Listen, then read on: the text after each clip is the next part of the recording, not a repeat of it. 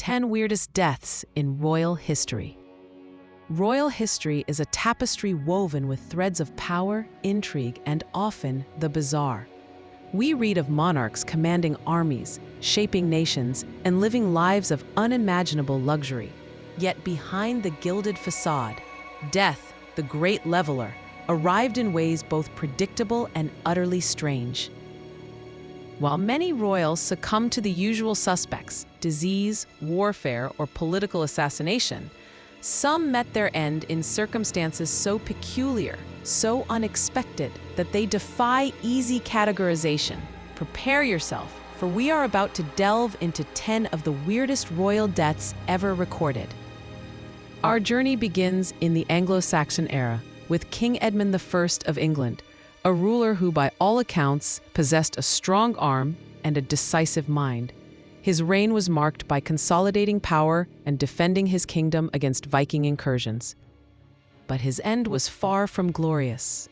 In 946, while attending a feast, Edmund was stabbed to death, not by a rival king, nor a disgruntled noble, but by a petty thief he attempted to apprehend personally. An ignominious end indeed, for a king. Next, we turn to King John, a name synonymous with tyranny and, ironically, the Magna Carta. His reign was a turbulent one, marked by conflict with his barons and the loss of vast territories in France. His death, however, was less a grand tragedy and more a case of unfortunate indulgence. John succumbed to dysentery, a common killer in the 13th century.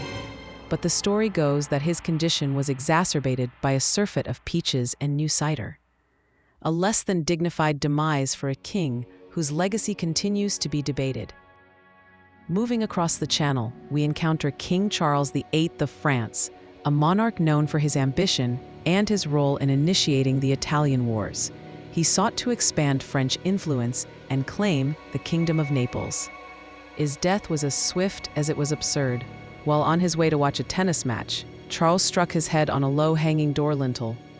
The impact, seemingly minor, proved fatal, a stark reminder of the architectural hazards of the era and the fragility of life, even for a king. Now let us journey back in time to the Roman Empire and the reign of Emperor Claudius. A ruler often underestimated, Claudius expanded the empire and implemented significant administrative reforms. But his death is shrouded in suspicion and intrigue. The official story is that Claudius was poisoned by his wife Agrippina, who sought to secure the throne for her son, Nero. The exact method and motive remain debated by historians. Was it a dish of poisoned mushrooms, or something more subtle? The truth, like so much of Roman history, is lost to the mists of time. Fast forward to 18th century Great Britain and King George II, a Hanoverian monarch who oversaw a period of significant expansion and prosperity.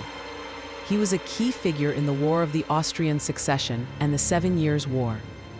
His death, however, was anything but majestic.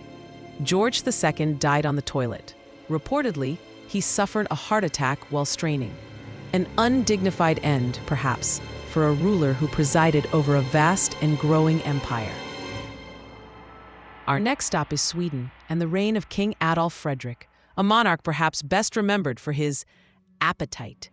He was known for his love of food, a passion that ultimately proved to be his undoing. Adolf Fredrik died after consuming a truly massive meal. The feast included lobster, caviar, sauerkraut, kippers, and copious amounts of champagne. He quite literally ate himself to death, earning him the rather unflattering nickname, the King Who Ate Himself to Death.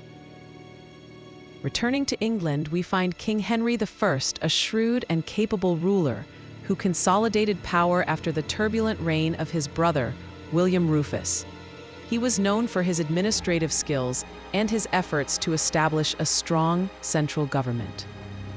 His death, however, was attributed to a rather unfortunate case of food poisoning, specifically from eating a surfeit of lampreys, a type of eel considered a delicacy at the time. His demise sparked a succession crisis, plunging England into a period of civil war. Now let us consider Prince George of Denmark, the husband of Queen Anne of Great Britain. While he never held the throne himself, he played a significant role in British politics and society. George suffered from chronic health issues, particularly asthma. He died of a severe asthma attack. The circumstances surrounding his death add a layer of poignancy to his story. A reminder that even those closest to power are not immune to the ravages of disease. Our penultimate tale takes us to Bohemia and the reign of King Wenceslaus III. A young and ambitious ruler, he was poised to expand his power and influence in Central Europe. But his reign was cut short by assassination. Wenceslaus was murdered while preparing for a military campaign. The identity of the assassins remains a mystery to this day, adding a layer of intrigue to his untimely demise. Finally, we arrive in Greece and the reign of King Alexander I, a monarch whose time on the throne was brief but consequential. He ascended to the throne during a period of political turmoil and played a role in the Greco-Turkish War. His death is perhaps one of the most unusual in royal history. Alexander died from sepsis after being bitten by a monkey, a bizarre and tragic end for a king who was navigating a complex political landscape. These peculiar deaths, ranging from the mundane to the macabre, offer a unique glimpse into the fragility of life, even for those who wielded immense power and lived in opulent surroundings.